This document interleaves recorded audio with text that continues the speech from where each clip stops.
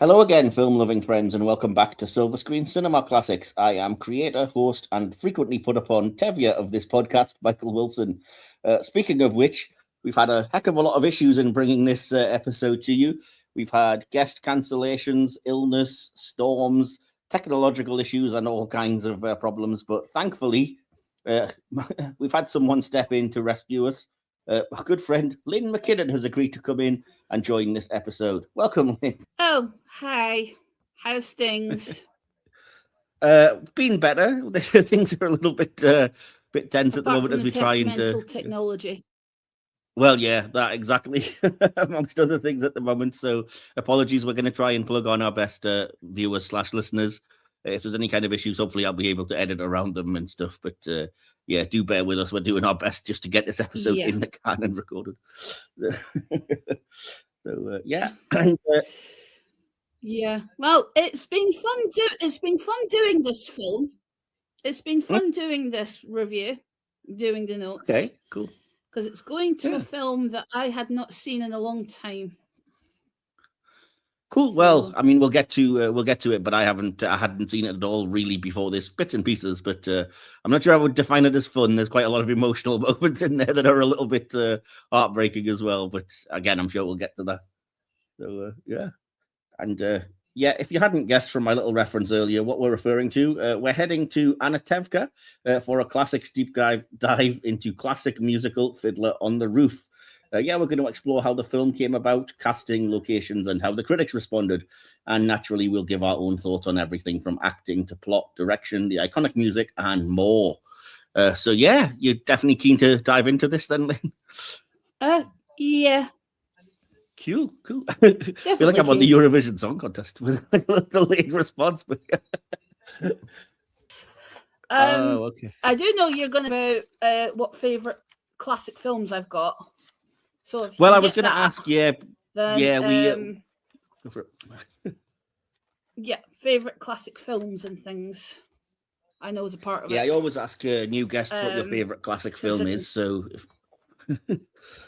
it's the first silver screen I've done. So I grew up on films. I remember Sunday afternoons watching all the 40s and 50s musicals. Nice. There was always a film on each week. Very rare was a trip to the cinema because it was very rare we went to the cinema.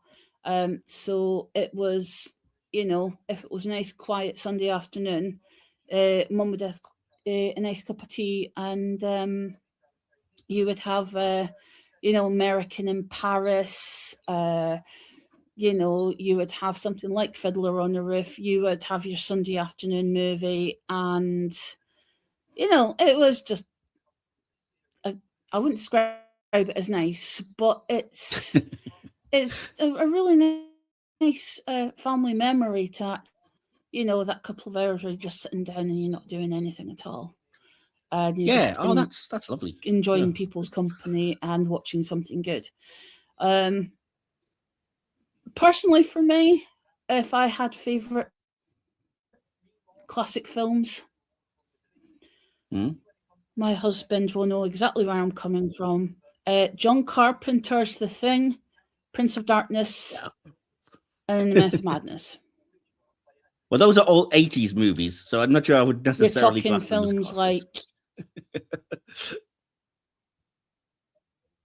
Well, they are because of the John Carpenter. If you're talking about films growing up, you'd be talking about Willy Wonka and the Chocolate Factory. That was on good call. Christmas.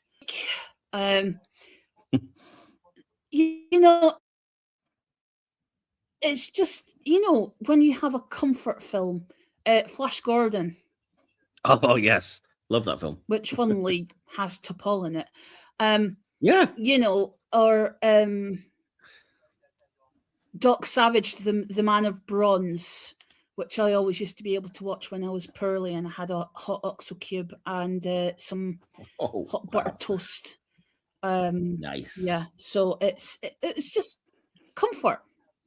I think a good film is comfort. You know, I mean, you know the lines, you know the scenes, you know what's more than likely to happen. You know what is going to come, but you take comfort in that. So it's to have a half decent film. It's good. You know, you can lose Absolutely, yourself yeah, in yeah. escapism. Yeah. Yeah, completely. And I think there is something about being handed down by, from family. With the classic films, older films go from kind of grandparents to parents to kids, and hopefully we'll pass them on to future generations, because it sounds like it's a nice little ritual, like you said, just Sunday evenings or afternoons with the family watching an old movie. Very good.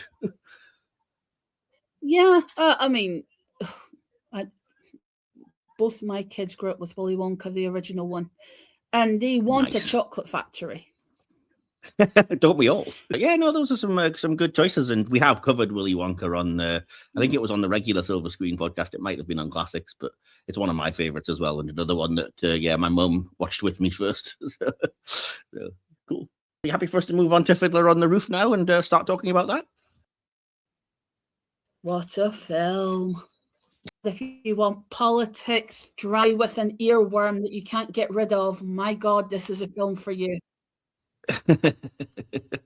Absolutely. I could not get 2 songs out of my head for about a week.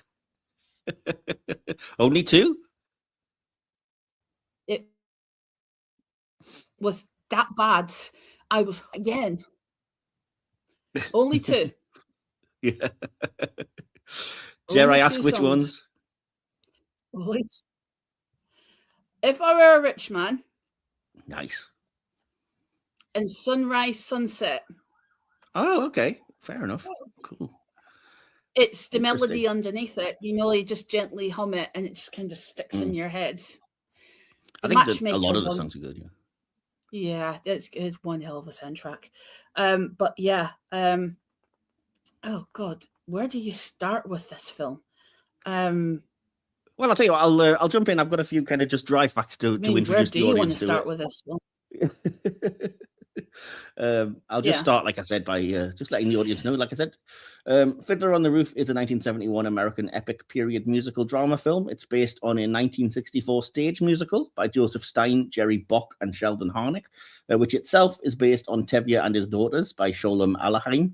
It's directed by Norman Jewison from a screenplay by Stein. You may be familiar with Norman Jewison because we reviewed his film Moonstruck last year, actually, on the regular Silver Screen podcast. Kind of different films, but not in some ways. But yeah, the film centers on Tevye, a poor Jewish milkman in early 20th century Imperial Russia, who is faced with the challenge of marrying off his 5 daughters amidst the growing tension in his shtetl. And if you need a definition for that, because I know that I did, that apparently is a Yiddish term for a small town with predominantly Ashkenazi Jewish population, which existed in Eastern Europe before the Holocaust. So yeah, but a bit of a historical, cultural context there.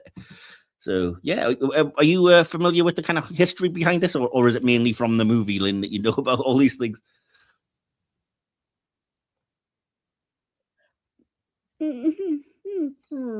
Okay, I studied Russian history at school. Ah, cool. That's so you know this thing. Yeah, exactly. Fair enough. Yeah. You know your stuff then, obviously. Yeah. Cool. My dad, he's lovely. He is very much into history. Oh God, yeah. Yeah. So it's kind of like, you know, my dad's view is question everything, find out things, question everything, find out information, question everything. Why is it like this? Is this true? Can this be? You know, so knowledge is always. I was absolutely rubbish at British politics, but Russian Revolution. Oh God, I got my teeth stuck into that. But yeah, if you're talking about historical for the people that are listening to this, this film is particularly set at a time in an area that they call the Pale Settlement. when this film is actually set is in 1905. Yeah. He's a poor milkman. He's not like Mr. Bennet at Pride and Prejudice in that Mr. Bennet is not penniless. You know, he has something to fall back on. This is 18th to 19th century. You're talking peasantry, you know, the rich are rich, the poor are poor. You know, you have the Jews that are being restricted to live in a certain area. So this poor man has 5 daughters that he wants to get wealthy matches for so he can be seen as wealthy and, you know, the family are seen as prosperous. So that is the key of it. It was a tradition back then, women's roles, as you will find, you know, women's roles were seen as tradition, which is one of the songs out of Fiddler on the Roof. And to be honest, that's one of the things that made my skin crawl about this, the way women were treated in this film and the traditional roles. It made my skin crawl a bit. Watching it as an adult and having 2 daughters myself, I can tell you, I would not want my daughters treated like that. I would not be getting a matchmaker. I would not be making them do dishes. I would be wanting them to learn. I would be getting them education. I would not be trapping them in a stereotype. Different times. But like my daughter's just said, it is different times. So Tev is, you know, he's, you know, one of these comfort people. You know, everybody knows him. The commander knows him. You know, he's one of these local personalities that help keep the peace.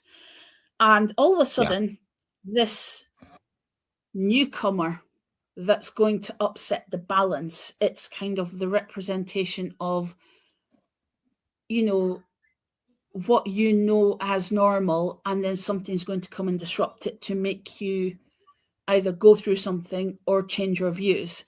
And in this instance, you have Parchik, who is a Jewish student from Kiev, but he has very Bolshevik views about politics, which when he's talking about them, you immediately know something is going to be key with those views. But, you know, he's a milkman, you know. Tev is a milkman. He's a poor milkman, but he's a milkman. He helps all the community. And he just decides, okay, you're stuck. You need roof. You need board. You can teach my children. We give you board. Fair enough. I think this film, it is a traditional village setup. It has rules set for men, women, young girls, young boys. They're all resistant to change. The thing is, these are people that are forced to deal with the changes in their lives, with their lands, dealing with prejudice, dealing with violence, and dealing with destruction of what they actually know, and actually having to relocate someone, and all they've known has been ripped away. This is not a story that's new. This is a story that's old. This is a story that's actually historic, but it is a good example. It is a very good example of one man's perspective, but you could easily see it as a nomadic kind of view, because they're not going to settle. They think Chicago's going, when at the end of the film, they think, oh, Chicago, New York is just a neighborhood away. And I think it's a relevant film for our times, considering what has happened to, say, Russia and Ukraine, American interference. You know, this story is not going to go away. This is going to keep repeating. But this is an entertainment form of that story that, you know, it might not educate, but it gives an idea of what it's like. Yeah, for sure. And I think it's, as you said, it kind of applies. No, absolutely. I mean, I think it's in the background of the movie, but I think the historical context is important. And I think you're right, it applies to kind of Russia, Ukraine at the moment, but also to the kind of, not wanting to get too much into the hot potato of it, but the Israel-Palestine thing, the displacement of Jews and looking for their own homeland historically over the years. I mean, they've always been, they make the joke in the film, don't they? Well, we've always been displaced out of places. That's why we probably always wear hats, because we've never got a home. We're just getting kicked from place to place, Yeah. Whether people like it or not, this is also a very, very political film. Oh, yeah. Absolutely. And that's perhaps one aspect that you don't perhaps get on stage. Yeah. But it is something that's going to provoke some people. Yeah, maybe, yeah. It will provoke. Some people love it as a musical. It's one of the best musicals ever made. Yeah, for sure. Anyone Awesome. who's ever seen it can't say that they can forget about it. Oh no, it's very memorable and good music and everything, as you said, which we'll hopefully touch on if the connection holds out long enough for that. But yeah, I tell you what, we'll give your connection a little bit of a rest if you don't mind, and I'll just jump into the little bit of behind the scenes information that I have about the film. Is that okay? Yeah, that's fine. Awesome, sweet. Well, yeah, I mean, I don't have a lot, but just to start off, you've kind of touched on the historical setting, so I don't need to go too far into that. Just to say that, that the film is set in a shtetl in modern-day Kiev.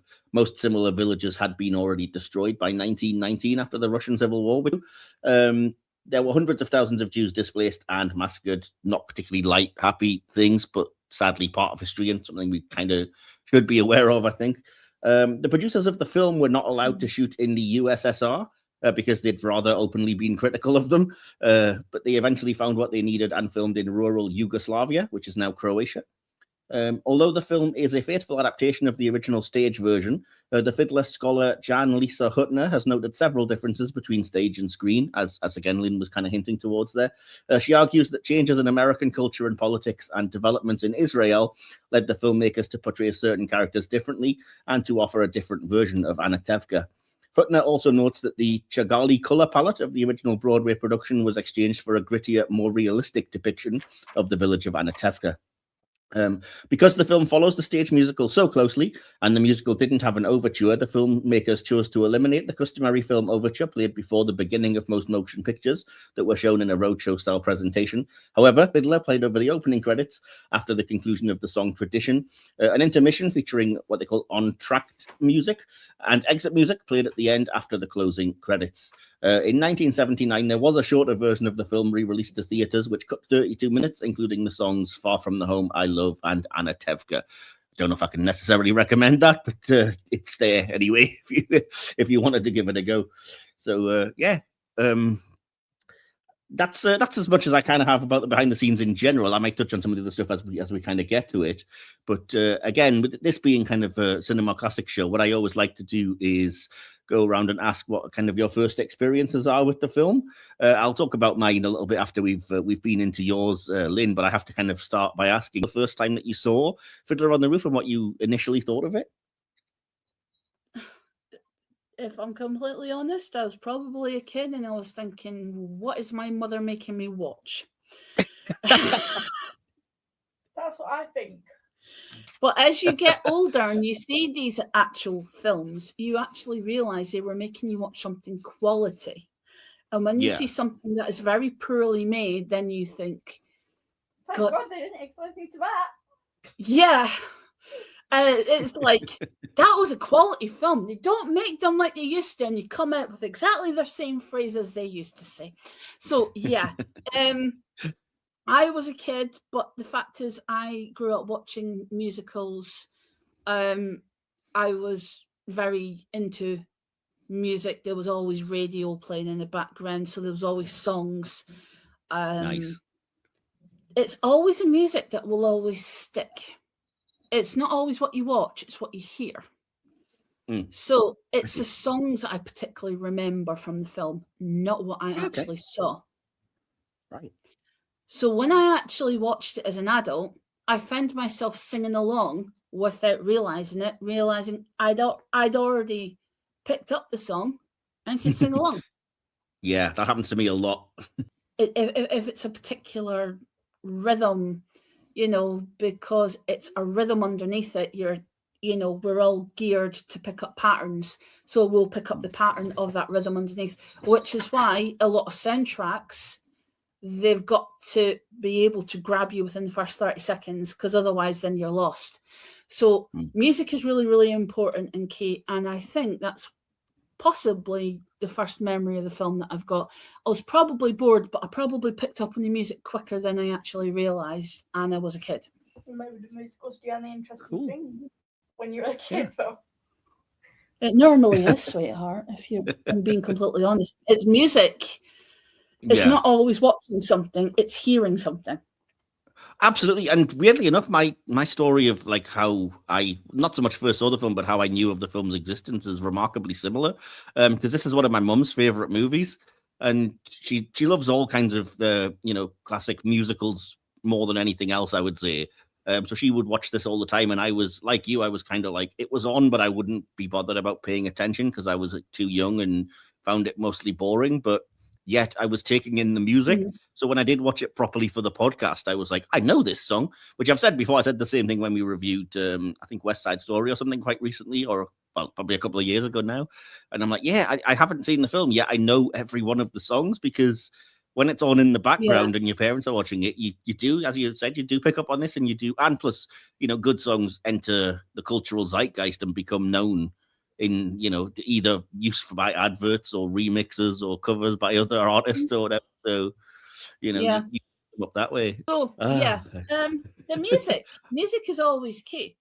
So absolutely, when I was paying attention to the music all the way through for this and the production, the interesting thing I found that really, really stuck out for me, because it was the music that really got to me a lot, as it wasn't just the acting, the music really behind as well, and the actual kind of the writing in of the music with what was being said. It's John Williams. Yeah, I know. Yeah, I did have that on the music section. Yeah. But the thing is, right, he is known for iconic film scores, but he is the second most nominated person behind Walt Disney with 54 Academy Award nominations. He's the oldest Academy nominee at 91. You will know a hell of a lot of his themes. Jaws, Star Wars, E.T., Schindler's List. Oh, God, I cry at that. I cry at Saving Private Ryan, Warhorse, Superman, 2 sequels. But the person who he orchestrated it with was Alexander Sandy Courage. Yeah. Now, you should know who he is. Of course I do. He did the theme from the original Star Trek. Come on. Oh, just testing you, boy. So, the thing is, this guy has worked on Gigi, Superman 4, The Quest for Peace, Young Doctor Kildare, the main theme for it.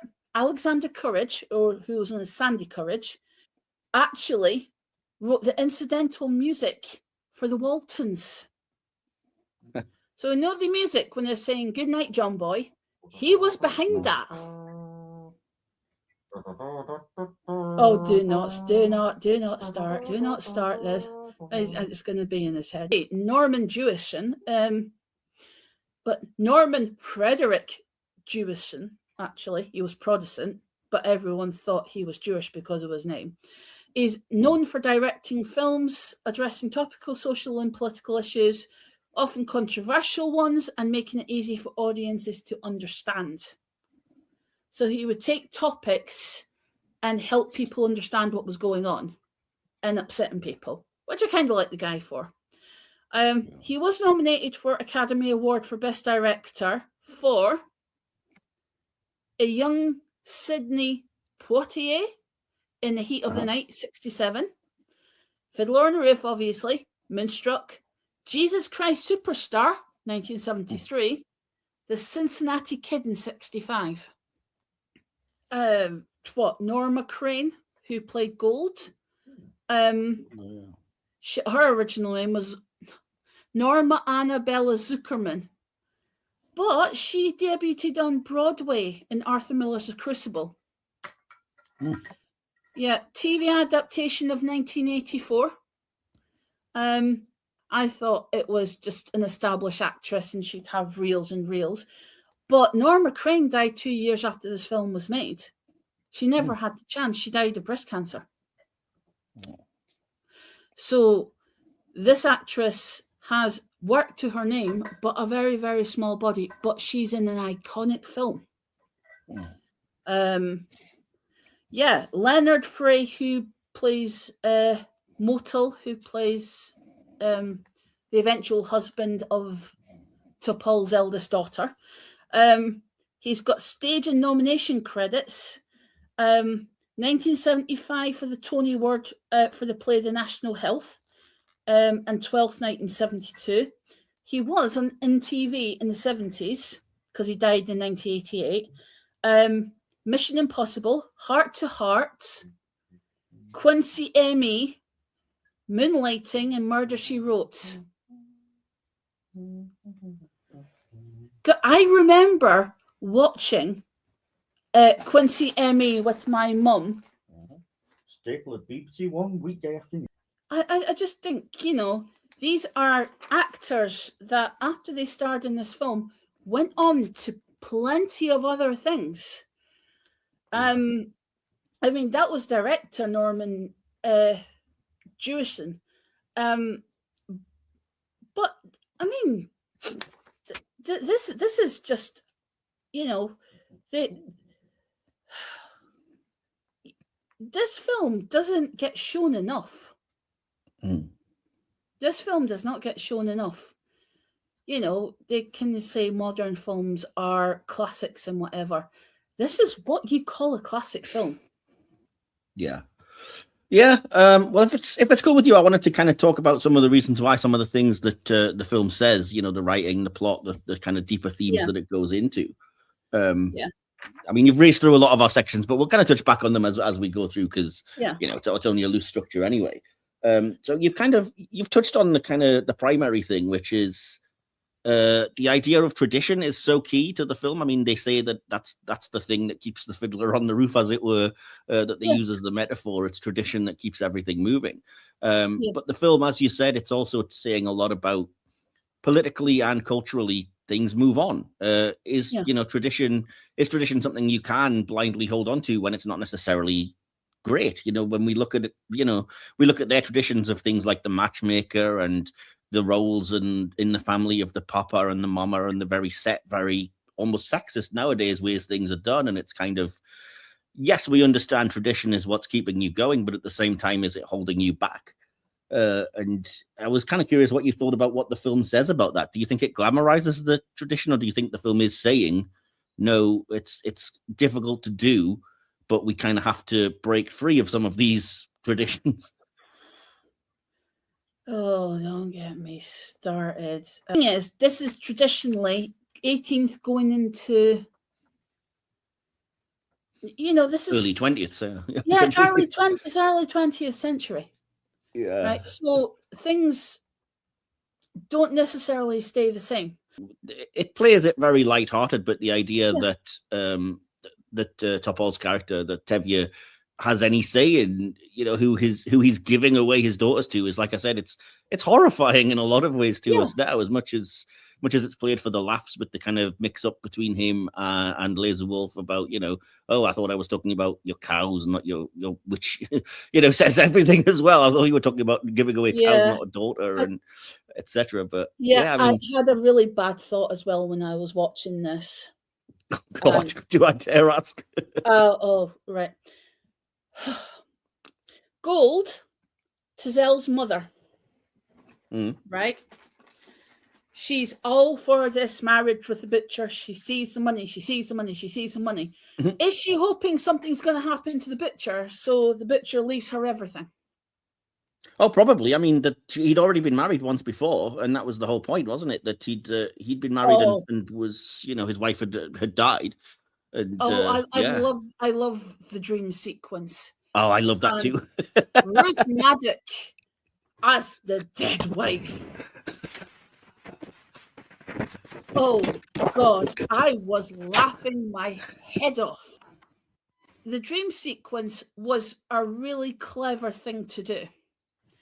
Yeah. Because not only has he thought, oh fuck, tradition. Yeah. My daughter's just declared she's in love with someone else. I've just said she can marry her poor sweetheart. And it's just like, I've just spent the previous night drinking in a tavern, celebrating the fact that I am now going to be rich. And my son is so much, I will be your father. And I'm so much older than you. I'm like, no. Tradition, the matchmaker.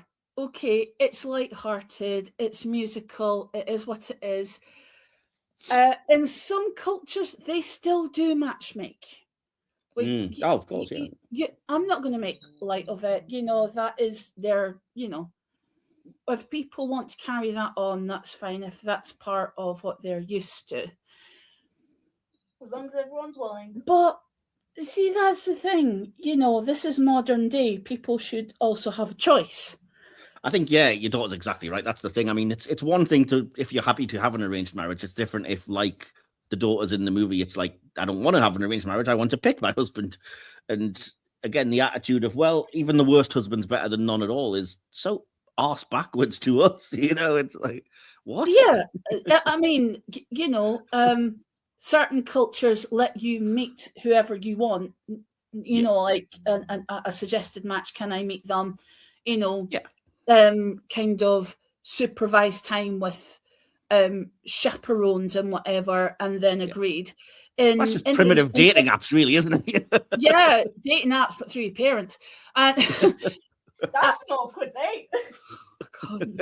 But the thing is, in Indian culture especially, arranged marriages are arranged from when they're children as well. Yeah, I know, yeah. So, but, again, some branches of Indian culture expect it. Some are a bit more forward thinking. Again, it depends on the family as well, whether they follow all the rules or none of the rules. So when you come to think of the word tradition, is it something that you can take with you? Yes. Is it something you can drop? Yes. Is it something you can recreate from scratch and make your own traditions? Yes. Yeah. But you need to break eggs in order to make a really good omelette. 100%, yeah. There's going to be people that will not agree. There's going to be people that will have backlash. But at the end of the day, time doesn't stop. Change doesn't stop. It's how you adapt to it. Yeah, I think that's exactly it. And I think it's also, it's telling you that, as much as we might look negatively upon some of these things, it's not easy to change traditions. We kind of have to be a little bit more tolerant of that. Tradition's it's not viewed as a romantic thing. It's like scaffolding that's keeping people's lives up, and removing scaffolding hurts. It's painful. It's not an easy thing to do, even if it is necessary. And, I think I love that basically is the through line for Tevye in the movie, is that he's kind of got to go along with the more forward thinking aspect of the three daughters wanting people that he wouldn't necessarily approve of or he wouldn't pick. And he always gives it, on the other hand, and he is willing to bend until the very last daughter, which is just like, that's one step too far. You can't marry a non-Jewish person. But even then, at the very end of the movie, he gives just that little tiny bit of addressing her at the end of the movie, which is so emotional, because it's like you realize he's bent as much as he can without fully breaking, and he still is, it's almost romantic in itself in that way. I don't judge him for that. Message he whispers as well to his wife. 100%, yeah, that's what I mean. Yeah, but he can't say it to her. He can never say it to her, but her mother can say it to her. Yes, it just made me so emotional as well, because it's like he went from like, oh, she's completely dead to us, we want nothing to do with her, to kind of like, look, I can't say it to you, but you're still in my heart, kind of thing. I got very emotional at that, and kind of like, oh, that's not a small thing, even though we might view it as such. She's bent, even that much further, in that way. And like I said, I don't view him as a bad person at all. I think it's a fantastic performance through the film, and I think he is actually, particularly for the time that it's set, he's a very forward-thinking guy. Is Tevye? Would you agree? Or he's stuck between having traditions that he finds comfort in. He's stuck between a rock and a knife. Because the knife is, he's going to lose everything, but he's also going to gain everything. Yeah. In traveling, taking things with them, learning a new way of life. But he's going to lose a lot in doing it. Yeah. Because it's not of his making. It's of a government that wants the land. They want whatever's on it. I mean, there's a metaphor right at the end of the film with the lame horse. Yeah. And the neighbor says he will come and take him. Yeah. It's all the way through with the horse. Yeah, it's the horse. The horse is lame. He fixes the horse. The horse takes its time. He does whatever he has to, but then the horse is left behind. Yeah. So Yeah, that was quite an emotional moment as well. Yeah. Saying goodbye to the horses. But here's the worst bit. A lame horse will not live. Yeah. Well, and if you know your stuff, there's a few things at the end of the movie that are like that, because the kind of the first couple, the first daughter and her husband that's got the sewing machine and everything, they mention, it's going to be all right when we're relocating to Poland. And you're like, you're going to Poland like 25 years before World War II. That's not going to end well for you. You know what I mean? So I'm just kind of thinking, why are you not going to America? Why? The sewing machine arrives and everyone thinks it's the baby. Yeah, I mean, that's an added scene, because there's six added scenes. They've got the Constable Superior, and apologies if anyone is listening to this and is offended. I do apologize in advance for anyone who has Christian views. But one of the scenes in Fiddler on the Roof is a constable in the office with his superior having come from Moscow or wherever it is, demanding a demonstration or a pogrom against Christ killers, which he termed Jews as. Yeah, that's actually in the film. The main commander, because obviously, as you said, the kind of the sub commander guy, as it were, is friends with the village, and yet it's his boss that's like, "Oh, you can't do this. You're too emotional. What, are you friends with these Christ killers?" And it's just like, ouch, this is And the thing is, it's when he turns and says, "Well, it's my men or your men that does it." Exactly. Yeah. If you can't do it, we'll replace you. Basically, with the subtext and being, we'll kill you and get someone else to do it. We'll do it, and they do it at the worst possible time for tradition. They do it during a wedding. Yeah. And they break the tradition of a man actually dancing with a woman instead of sitting down and having speeches. At that point, Men dance with men, women dance with women. Yeah. And the bottle dance, the music for that, oh God, that's just how they do that dance with the bottles on their head. Practice or broken and tiptoeing feet. So it's just the fact that everyone is starting to enjoy themselves, and then they're going to hurt all the guests, and the commander stops them and says, relocate it elsewhere. Everyone's here. Leave them alone. Yes. Yeah.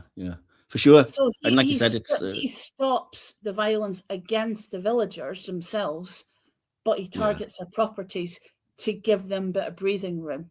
Tev going, God, why are you doing this? Why? Why now? Why are you allowing this? It's not God's fault. It's the government's fault. They want the land. They didn't want the people on the land. They didn't want people that they didn't want there. So what are you going to do? You're going to push them out. And that's where the change is. They think they're safe in their little bubble, their own little way of life. They're not. No one ever is. There's always going to be change. How do they deal with it? How do they move on from it? When they're forced out of their homes. He says to the commander, this is my land still. Get off my land. And he just looks at him and he says, I am so sorry. And he walks away. But, both of them look regretful, but they know there's nothing to be done. Yeah. And he keeps saying, I tried to stop them. I did, but my hands are tied. He says, you must be able to do something. He says, I don't have enough power to.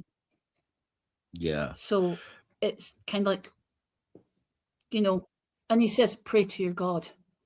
And it's like, Well, what's he going to do? Is he going to influence the Tsar? Is he going to influence all these soldiers? No, he's not going to do it. I think it's more that, like I said, I think Because the whole point is that their religion is, as much as you can kind of say, without underplaying it, is the tradition. It's the thing that keeps them going, even if it is the thing that gets them persecuted as well. So that's basically what he's saying there, is kind of like, Yeah. you know, no matter what else, you've got your faith. You know, we can't take that away from you, even though it's little comfort at times, as kind of Tevye says during some of the prayers. You Yeah. know, like, I think you just think of but ways that's to the make thing. my life miserable. For sure. But yeah. it's, I don't know, it's a lame horse at the end, and you kind of think the farmer is not going to keep a lame horse. And you think, Yeah. you know, that village will die, the horse will die, that's a symbolism. And while it's a cheerful film up until like the actual wedding, and then you find that it's got a lot bleaker with the backgrounds, the way people are dressing, because you can tell it's colder weather. And then not only that, his second daughter has fallen in love and broken with tradition. I was just going to say it, and yeah, that scene where she goes, that was the one that got me. It absolutely broke my heart when she's heading to Siberia and says, you know, God knows when we'll see each other. We'll leave it in His hands. It's really emotional again, you know, that moment. So, but again, he's got to question his faith. Is he strong enough to believe that he'll see his daughter again, or will it be, you know, he knows there's upheaval. He's starting to believe that there's unrest. What is going to happen? Is she going to have children? Are those children going to be safe? He's now thinking about family. Why did she have to leave? You know, the second half of the film is where he's starting to really question what he believes in and what he can take moving forward. The last thing I kind of wanted to touch on about the writing briefly is just to say, though, that I think, like I said, the film, it's kind of positing that you have to move on. You know, you can't cling to the tradition, but it doesn't judge tradition either, because it's kind of it's interesting.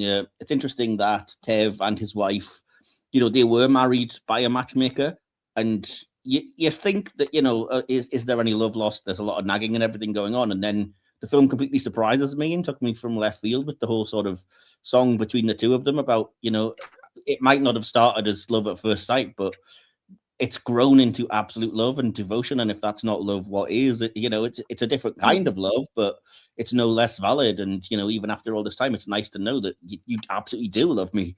And it's like, you know, it's interesting that the film doesn't go, well, you didn't love each other, so you guys have been doomed to a life of misery. It's like, no, it worked for them. If you know what I mean, you know? Yeah. Yeah, I mean, I don't know. I don't know the chemistry between Norma Crane and T'Pol acting that out. So sweet. Oh God, I love their interactions. Yes, because I know you're going on to the acting bit. I love the way they act that out. They have the kind of they have their catchphrases to each other. The way he's always like, as the good book says, and she's like, "Oh, a girl could die of this," or whatever, you know. So his wife is kind of bitching at him, you know, in the, you know, what will happen if we are sick? Who will look after our children? And it's like he's in the barn and he does the fourth wall thing, and he goes, "Send us secure. The sickness is already here." Yeah, exactly. Yeah. I am like, that's one of my favorite lines. And I'm like, God, you two are bitching each other. You can tell you're married, and you've been married for well over 20 years. Yeah, 25, I think, is it? Yeah. And I mean, you know, it's kind of like, she's saying, no, beggars can't be choosers. You know, the butcher is best. The butcher is best. And he's just kind of like, leave me to be a milkman. You look after the children. Well, the mum kind of represents what we would call backwards views now, because, like, doesn't she say at one point, well, you know, a husband's not for looking at, a husband's for having, and it's kind of like, that's not very nice, you know. When again we look at it now, that's horrifying. When you're just like, well, screw it, just, you know, lay back and think of ancient Jewish Russia or whatever, and just put up with it, because at least you'll have money and security and whatever else. So it's horrible, but you know, it's. I mean, honestly, it's. Yeah, it's, oh God, that line that stuck out. the fight between, when it's a reception and everyone's sitting down and now I shall give you this gift and this gift and this gift. And it's like, I just wrote 5 chickens, the fight typical between a wolf and a tree. Yeah. I have to say, by the way, if anybody's curious about what the heck's going on with my profile picture thing here, I was so distracted by the fact that the dude's name is Laser Wolf. I was just like, that is such a cool ass name. I mean, I know it's probably a traditional Jewish name or whatever, but I was like, Laser Wolf is such a badass name. Oh, yeah. I'm like that. And then I found out. What Topple actually meant, and I just thought to myself, you can't see the wolf for the tree. Well, you should be using that laser vision, clearly. It's just the acting you just can't get past because it's just... I can't say enough good things about how impressed I was with Topol in this, considering he carries the film and he's incredible. His growth and his kind of emotional moments and his, like you said, breaking the fourth wall, which is kind of unique, and it's just it's such a good performance. Orson Welles, Anthony Quinn, and Marlon Brando was also considered for the role as well. Yeah, I did read. Tev. Well, it's part of my sort of information on the acting that the casting of Topol as Tev was a bit controversial because it was Zero Mostel that originated the role on Broadway, and so he was so closely identified with it. But it was. But the thing is, Jewison didn't want him because he felt that if Mostel took the main role, they would think, is he, thinking of the stage, him playing another character rather than Tev. So he wanted someone it's not different. As realistic, for sure. Yeah. Norman Jewison was actually in the film. Yeah, there's 2 cameo appearances. Yeah. Did you want to tell the audience what they were? The voice of the rabbi who's very scared in Tev's dream. In the dream. Yeah. The dream. All I can say is Ruth Maddock in that film playing the demonic dead wife and what she does with the pearls. Oh my God, she's amazing. She's the most fun part of that. Yeah, fair enough. Yeah, it's pretty good. Pretty good. Cool. And the other role, apparently Norman Jewison is a wedding guest elsewhere in the film as well. I didn't spot it myself. Yeah, he was a wedding guest, I think, in the first half. When all the villagers were there and they were celebrating. So he was in that as well. Cool. It's a shame Norma Crane died 2 years after this film because I would have loved to have seen what else she got her teeth into. She was one hell of an actress in that film. Definitely. Yeah. Like I say, there are the stage to screen if you're looking at the acting. There are some of the acting sections. I mean, the rabbi actually weeping and chanting about abandonment while he's removing the Torah out of the ark. Yeah. That's one that I am just kind of thinking, I've got a lump in my throat because I'm thinking. Yeah, there's a lot of moments like that. Yeah, but it's just kind of, he's taking his faith with him, but he doesn't want to move it because he's comfortable. But even he knows that you can't get too comfortable. And like I say, some scenes were extended for the actors. I mean, one thing that actually struck me with the acting is overall for the acting, Rotten Tomatoes gave 81% rating with an overall mark at a 10 of 7.8. Yeah. For the acting. And a bird, and this is their phrase when they concluded it. A bird may love a fish, and musical fans will love this version of Fiddler on the Roof, even if it's not as quite transcendent as the long-running stage version. Yeah, I've got that under the critic response section because I always do that on these as well. But I'll save that maybe for a little bit later. But not that there's a huge amount to get into. Yeah, but like I say, this. You can't, the acting, they are trying to portray a time where it's it's dangerous to have different views, you know. Yeah. And even if you stick to what you are told to do, that will still change and you will still have no say in it. Yeah, well, that's the thing. I mean, like I said, it's tradition. It's, being forced out of, well, forced isn't the wrong word, but being forced to change your traditions because, things are changing and times are changing, and also being literally forced because politics, history and culture are doing it to you. Yeah. So it sucks, but such is life. I don't want to keep us very much longer because I do tend to like to keep these to around 90 minutes-ish, if possible. So did you have anything before we get to the favorite character moment or line that you wanted to say quickly before we jump into it? There was one thing that did jump out. I've got to try and find it. Yeah, the for part of behind the scenes, when the differences between stage and screen, the arguments for the changes in American culture and politics and political development in Israel. Was a changing factor of the portrayal of the characters Anna Tevka. Were you happy to move on to the favorite character moment and line of the movie now then? Yeah. Awesome. Well, as the guest, I kind of have to throw it open to you first. I think that's only manners. So, did you want to start with who was your favorite character in the movie? Gold. Fair enough. Any reasons why? Oh, gee, I wonder why.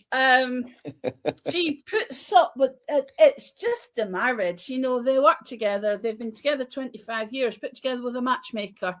They've grown to love each other. Yeah. They've had 5 kids together. They've got each other's habits down to a T, and they kind of bitch at each other, and it's just like, oh, God's sake, woman, stop, shut up. And it's just kind of like, you want hair? Marry a monkey.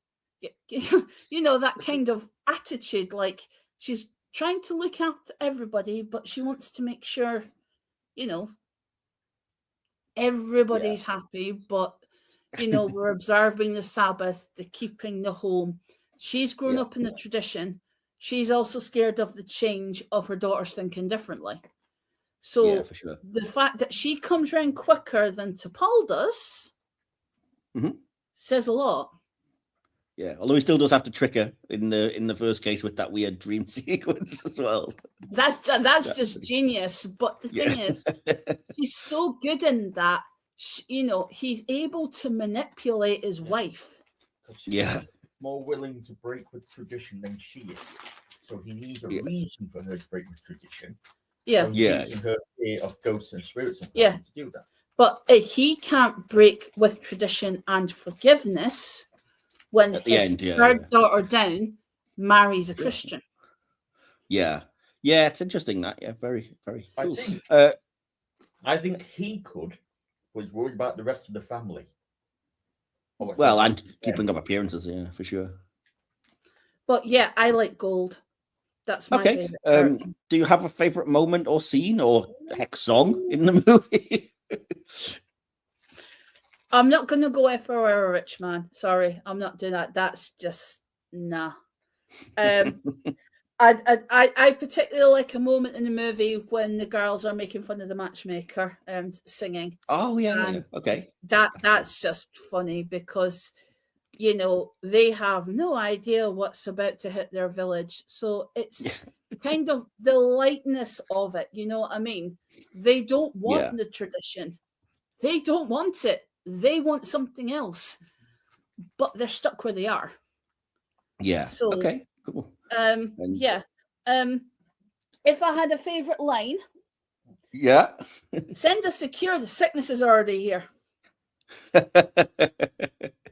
There speaks an exasperated wife of many years. Yeah, and I'm sorry. It's just it's too funny. If anyone's been married, they will know that they can bicker and argue and take the piss out of each other. We're allowed to do that. Yes. The first I knew about that. It's been 3 years since the first you told me I'm allowed to do that. You've been doing it every day for 3 years, darling. See what I mean? You know what I mean? Hey, it's like I could tell Tev and you- gold all over again. Yeah, but this is the thing, right? That's married life. They're not going to course get it is. along. If anyone thinks it's all flowers and romance and roses, They've only seen the Hollywood stuff. yeah, this is, you're talking early 20th century, you're talking a peasant lifestyle. It's hard work. The women have to work hard, the children have to work hard, the men have to work hard. So when they're matchmaking their skills, their homemaking skills, what the man can do for a living, how they can fit into village life. They're sticking to a tradition. That tradition's about to smash wide open, but they will never see it coming. But what stays strong, the family sticks together and moving on to another area, because they will start their lives all over again as a family, and the husband and wife will keep it together. Yeah, and I think, like I said, the film does basically, to me at least, say that their love is every bit as valid as anybody else's, and they really do love each other, despite, like you said, the way all married couples do. They bicker every now and then, and they have their differences and everything, but there is definite love there, and that was an interesting and a nice thing to see for me, anyway. Yeah, so, yeah, cool. Yeah, it's like, do you love me? I'm not sure. We've had 5 kids together. Are you sure? Yeah. What about when I did this? I'm not sure. Yeah. Well, I suppose I do.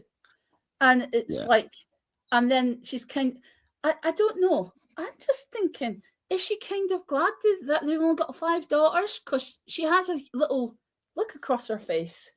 Kind of Well, like...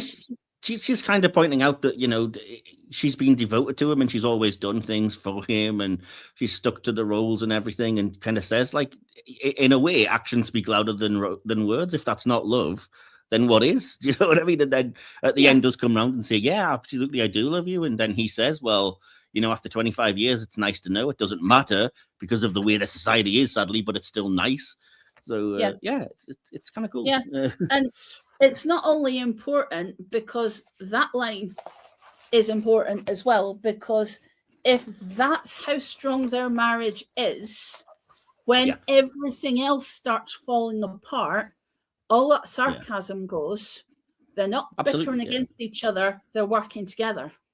Yeah, and again, that's the strength of tradition that the films, like I said, it doesn't really take a view one way or the other. It's kind of, all things have good parts and bad parts, and that's the strength of tradition, is the tradition of their marriage and their family. And so what tradition are they actually going for? Is it the tradition of that families change, grow, and adapt, and they can be different? Is it the loss of their religion as a tradition? There's a lot of questions you could ask. Absolutely. There's a lot of things you could pinpoint, but the tradition is, for their family, they will face everything together because they love each other. And I think that's one thing everyone should take away from this film, because they have been literally kicked out of their lands. They've been told to move on, or they're going to be literally killed. So what are they going to do? They have no choice. They have to move on. They have to select what they can carry and move on. Yeah, for sure. So, can't really add to that. No. So it's, that's where the strength is in that. So is it the tradition of a new tradition of moving on and spreading the faith? Or is it the tradition of carrying on the family and showing the strength of what a family can do? Who knows? Well, make what you want from and are they, the film. are they mutually exclusive, or is for sure? Just to get into my favorite things, then my favorite character was actually Tevye. I think he's the locus of everything. He's the fiddler navigating the progress through his own suffering, while for me remaining a good moral person until the very end breaking point. And even then, I don't fully kind of judge him for that. My favorite moment or scene. Probably, as I said, the best and most impactful scene for me was Tev saying goodbye to Hoddle. But I couldn't say it was a favorite because it broke me. So for favorite, I'm going to go for the obvious that you didn't want to go with and pick the rich man dance sequence. It's entertaining, it's character defining, it's a chance to see Tev happy. And for me, there's echoes of another film that I really, really love. There's kind of echoes of Casablanca in there, the way they're dancing and they almost face off against the kind of occupying force at one point. And, they let their joy overtake them and kind of flaunt it in their face, I guess, a little bit, which I kind of appreciated. My favorite line is kind of a funny one. It's when Perchik says, "Money is the world's curse," and Tev replies, "Well, then may the Lord smite me with it, and may I never recover." Yeah, I hear that. I can definitely echo that sentiment. So, yeah, before we get to our conclusions and scores, then I do have a little bit of critics' feedback. If you're new to Cinema Classics, we don't do an audience feedback because it feels like it would be redundant because we're looking at classic films. So I always tend to prefer to look at what critics think of these things and kind of see how they responded at the time and nowadays. So yeah, reviewers praised Jewison's direction, the screenplay, and the performances of the cast, unsurprisingly. The film grossed $83.3 million worldwide on a $9 million budget and became the highest grossing film of 1971. The film received a leading 8 nominations at the 44th Academy Awards, including Best Picture and Best Director, and it won 3. Best Score Adaptation for John Williams, Best Cinematography for Oswald Morris, and Best Sound for Gordon K. McCallum and David Hildyard. The film also won 2 Golden Globes, Best Motion Picture Musical or Comedy, and Best Actor in a Motion Picture Musical or Comedy for T'Pol, which I think is well-deserved. I think you were kind of touching on that earlier when you laid the film has continued to receive acclaim since its release, and it's often considered to be one of the greatest musical films of all time. Lynn already talked us through on Rotten Tomatoes. It holds an 81% rating, an average of 7.8 out of 10. And Metacritic also uses a weighted average and assigned the film a score of 67 out of 100, indicating generally favorable reviews. Roger Ebert thought the storyline of the musical was quite simply boring, but still gave the screen version 3 stars out of 4, explaining that Jewison has made as good a film as can be made from the material. Gene Siskel awarded 3.5 stars out of 4, writing that the musical numbers were better staged and choreographed than in any recent Broadway film adaptation. Charles Champlin of the LA Times wrote that the film has been done not only with such artistry, but also such evident love, devotion, integrity, and high aspiration that watching it is a kind of duplex pleasure. Gary Arnold of the Washington Post said, Jewison's Fiddler is a great film, by which I mean great in the sense that matters most, greatly moving, extraordinarily powerful, emotional experience. Pauline Kael of The New Yorker called it an absolutely smashing movie. It's not especially sensitive, it's far from delicate, and it isn't even particularly imaginative, ouch, but it seems to me the most powerful movie musical ever made. And yeah, retrospective reception nowadays. The film continues to receive acclaim since its original release. It's often seen, as I said, as one of the best musical films ever made. In his 2021 retrospective, Devin McGrath Cornwall of Cinema Scholars wrote, this film may take place in 1905, but you can easily compare the themes of family, faith, and rebellion with more contemporary films like Rebel Without a Cause or Splendor in the Grass and find that they sync up. In conclusion, he wrote that it remains beloved and we must always seek to treat ourselves and our neighbours with the love and care of the citizens of Anatevka and make that our tradition, which is basically more or less exactly what you were just saying, Lynn, I think. Yeah. And in 2023, the film ranked number 15 on IndieWire's list of the 60 best movie musicals of all time. It also ranked number 9 on Screen Rant's list of the 35 best musicals and number 22 on Parade's list of the 67 best musicals. Random number picking there. In a 2021 piece for Collider, Gregory Lawrence believed modern filmmakers looking to make their own musicals should look to this film for inspiration, mainly for Norman Jewison's direction, the cinematography, and the staging and handling of the musical numbers. Writing, by examining the traditional filmmaking of Fiddler on the Roof and carrying the most useful techniques with them, perhaps our future musical movies can sing even brighter. So I think pretty much, yeah, universally acclaimed. I can't see a lot of heavy criticism for the movie. And again, I think we would more or less agree with that. I think a lot of what was being said there, I mean, a lot of the sentiment was basically what you were saying and what you would echo, I would think, yeah. Yeah. I mean, the thing is, I lost my mum last July to a sudden heart attack. Oh, I'm so sorry.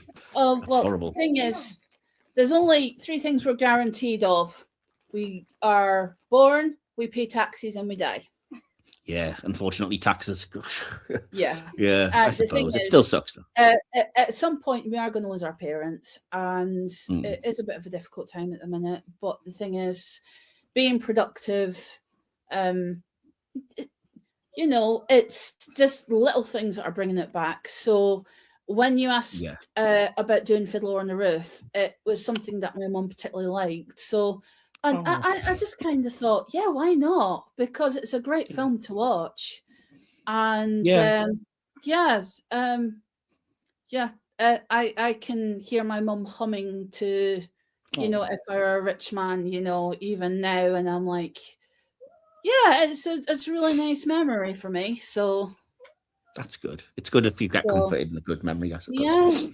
Yeah. Oh, yeah. That's fair enough. Yeah, it gets me emotional because it's a film. Like I said, I know it's one of my mum's favorites, and I know she's still with us, but we drift apart a little bit as we get older, and so it made me feel a bit more connected to my mum as well, watching the movie and knowing what she liked about it and talking about it with her. So, yeah, as I said, I think there's something special about passing these movies across generations, even if we initially think they're boring or balk at them a little bit. So, yeah, I'm so sorry to hear about your mum, but as I said, if it gives you comfort having those happy memories, that's the thing we've got to stick on to, I guess. That's our tradition, I suppose. So, yeah.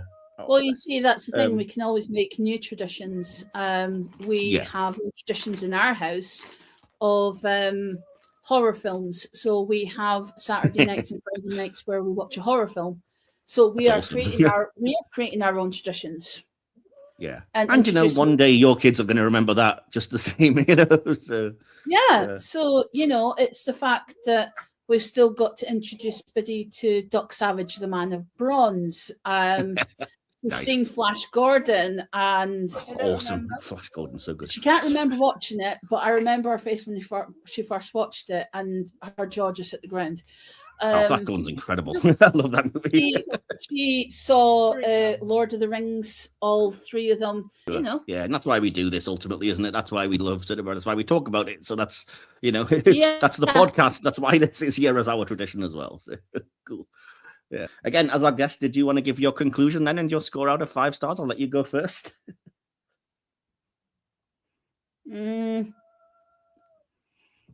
If I were a rich bitch, I'd give it 10 out of 5, but I'll have to give it 5 out of 5. Awesome. I think, that's not surprising. I think I can kind of see your love for it, not just on a personal level, but everything that it says really did resonate. And historically, it kind of, I can definitely see why you would say that. Is there anything else you wanted to add for why you love it as much? Or it's a film of two halves because it lays all the groundwork down, and then you kind of have what's really happening behind the background. So it's kind of like a photograph where you have what's happening at the front, but then what's in the background of that photograph. It's like a snapshot. And it's a political snapshot. It's a very emotional snapshot, but it's reflective of a time. Yeah. It's reflective. Definitely. It shows history. It's not inaccurate. Yeah. It doesn't hide. It doesn't soften. It's realistic. But it's educational. It's musical. What's not to like about it? It has absolutely everything. Yeah. And I mean, when I mentioned that, when I asked you to come on this because everybody else had kind of fallen through, and you mentioned kind of what the importance of it was, I think you were kind of hinting, it is a film everybody should watch because hopefully it triggers a little bit of empathy and brings them more, into focus the horrible things that can happen politically and whatever, not wanting to get too far into it, but we're not, we are seeing that literally right now, but, let's all try to be aware. Yeah, it is a kind of film where if you bring it up in the wrong kind of conversation, you will start political arguments. So it's better to take it as a film about change and how to deal with it and how strong people can be. Yeah, absolutely. Cool. Well, I'm going to jump into my conclusion, which, as I always say, is probably, a small essay length. But I had lots of thoughts on this. Like I said, I hadn't really seen it before properly, and I watched it for this. And so I said, a very contemplative movie that can come off as ponderous, occasionally indulgent, but with very important things to say and dwell on ultimately. I have my issues with it. The pacing seems odd, focusing more on some characters than others, and leaving the most impactful romantic pairing as the least developed, when the opposite should probably be true. It's also kind of too long for me, with at least 1 or 2 scenes that should have been cut, in my opinion, but I have a lot to praise as well. The cast are universally strong, anchored by what is possibly the best lead performance I might have ever seen by Paul.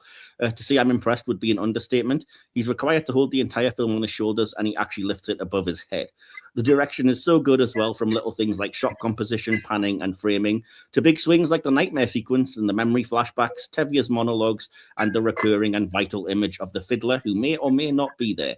Personally, I think he's stronger as a metaphor.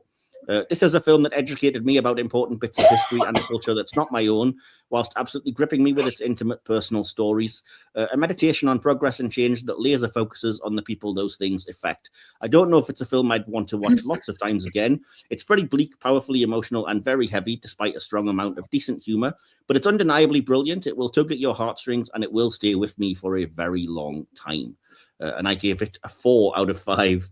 But again, I would say, bear in mind, I've only seen it once, and I can kind of see that score going up as I sit with it longer and potentially rewatch it again. So after first viewing, it's a 4 out of 5. But again, I can see that going up potentially in future. And again, not a bad score. I'm certainly not going to criticize too much about the film. So yeah, putting those scores together, dividing by the two of us here, makes pretty easy work for me. Gives a final podcast score then for Fiddler on the Roof of 4.5 out of 5. Which, I mean, it's as near as dang it really to a 5-star. So you can't be too mad at that, I'm assuming, Lynn, with that score. No, I'm not mad at it. I'd give it more if I could. Yeah. It's the thing that in modern filmmaking now, they're going back to old ideas. Yeah. And they're doing remakes. And I'm in that in-between camp where there are some films that should be remade, and there are some you should not touch with a damn barge pole. Yeah. And it depends on your viewpoint. That's all. Yeah.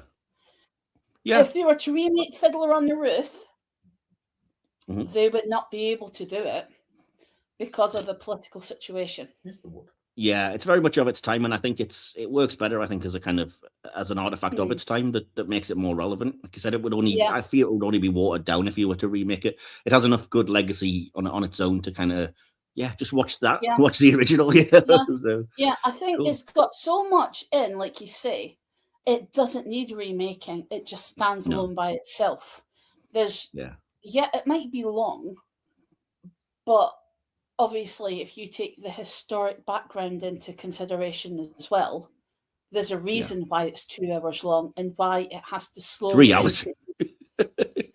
Well, the thing is, I know with editing, they probably cut it down by about 20 minutes and cut out bits and pieces and other things.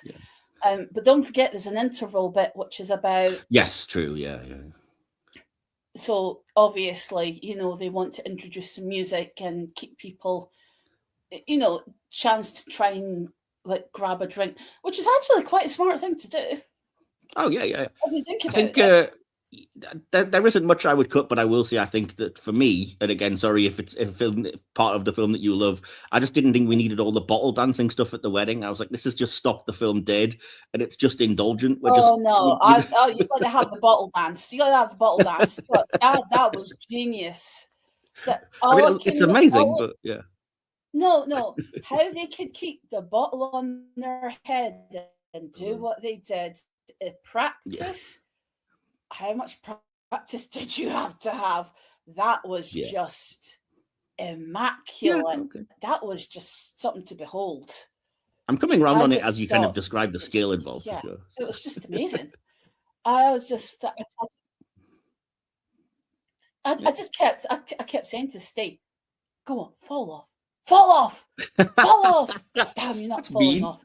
And he says, "Look, there's more of them dancing." And I'm like, "I'm not falling off. Go on." And I could imagine Biddy saying, getting the shot put, imagining just doing that with the pebble. And no, they actually did it live. They practiced. It was actually glass bottles. People do that. Yeah, people train for it. To the head, it was actually for real. Yeah, and it's a cultural thing. I think a lot of the... Yes, it is traditional as well, and it is taught. So I'm like, I disagree with the bottle. I think you needed the bottle one in because it's a traditional wedding thing that they do. And it was just, my jaw just dropped and went, That's fair enough. I mean, it's well done. Like most of the direction, it's very well sort of done, and it's amazing to look at. But that's fair enough. Okay. Well, I think we'll. I appreciate more as an adult the film rather than as a kid. Oh yeah, I mean, naturally, yeah, of course. But I think it is still, like I said, it's a film that's saying something, and it's one that I think we should keep passing down. That again, it's hopefully gonna. I mean, I would say hopefully it'll resonate enough to make people open their eyes. I kind of don't want it to resonate in so much as we're still doing this, persecuting people and stuff. I'd rather that wasn't the case. But yeah, anyway, it's still happening in the world today, unfortunately. I know, sadly, it is. Yeah. It is a real film, which was made in 1971, which people can watch, and people, if they don't fully understand what persecution is and how people are affected when people are moved on, it will get them at the heartstrings. And like I say, Jewison is known for making films and topics understandable to the public because he wants them understood. Fiddler on the Roof just does that. Awesome. And I mean, what better place to end it than there, and just to say thank you so much if you've stuck with us throughout listening to all of this. And if you did enjoy this, please like, share, subscribe, do all that good stuff. And feel free to comment with your own opinions and thoughts on the movie, even if we can't feature them on the podcast. It would be nice to hear what everyone else thinks about it. And you can always find information in our episode description, which is via our link tree to link to all of our kind of social medias and things like that. And you can also find amongst all that the information and the links to our merch store. TeePublic, I believe, is the host for that. And again, if you wanted to subscribe to us for as little as $2.99 a month, you can, and get various little perks, early access, extended episodes, bits and pieces like that. And just keep an eye out for all that and all of that good stuff. And I have to also thank my guest. Thank you, Lynn, for saving my ass, basically, and coming on this for this two-hander of an episode. We ended up with a lot to say, thankfully, even though there's just two of us. They often turn out the best, I think, randomly enough. Yeah. So, yeah. That's because there's two film buffs here who know exactly what they're on about. So absolutely, and no, it's been a real joy, genuinely, and I think both of us have really enjoyed rewatching the film, which again is kind of what the podcast is for. So I'm glad you've enjoyed revisiting it as well. And did you? I mean, I have all the links to you and Stephen's podcasts, but did you have anywhere specific or anything specifically you wanted to plug? Oh yeah, I think I will be plugging Dalek 20 and Roboman 055. Hi Ben and Joanna. Happy hunting down the mines. They do conventions all across the UK as a Dalek and a Roboman from the Peter Cushing movie. She has the red and black helmet. They're very authentic uniforms.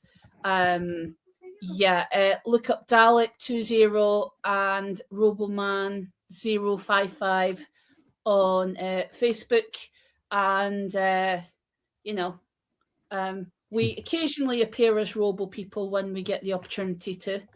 Nice. So we're not cast down the mines; we're the guards. So anyway, I'm plugging our cosplay bosses. Cool. Also our podcast, which you've got the information for, the adventures in space and time, or time and space, but you've got the links down at the bottom. I've got the links to all the podcasts. I know you're not only on all of them, but definitely the one we want to plug.